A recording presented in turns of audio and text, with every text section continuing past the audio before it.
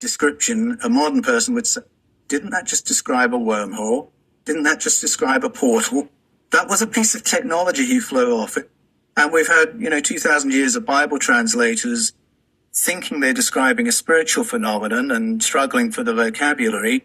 The great thing, though, with these texts, we can go back to the Hebrew, we can go back to the Greek and say, I've got a pretty shrewd idea what I'm looking at. Yeah.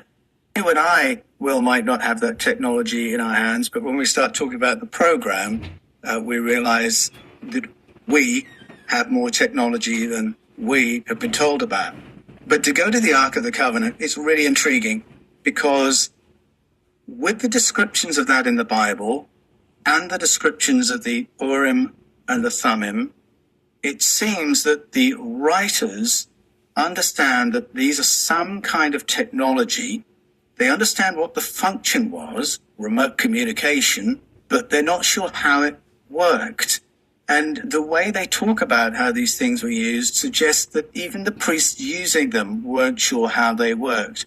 And I've come to the conclusion, and I argue this in the Eden Conspiracy, that the Ark of the Covenant is very similar to the carvings you can find in Yashalan and ancient sites in the Yucatan Peninsula.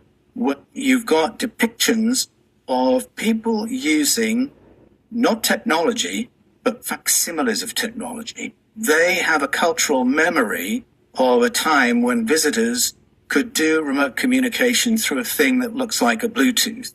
And so they made something to look like a Bluetooth. They couldn't get it to work. And so they would wear the thing, but then do a bloodletting, induce an altered state of consciousness, because then they can start having contact experiences. And it's little clues like that. Similarly, in the Bible, you've got the Ark of the Covenant there. It's not working. So what do?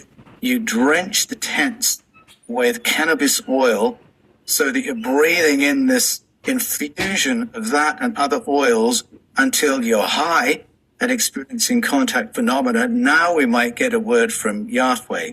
So these are clues that what they were handling was facsimiles of technology, recollections of a previous civilization's tech, which they couldn't reproduce and couldn't get to work, and so they're using altered states of consciousness instead.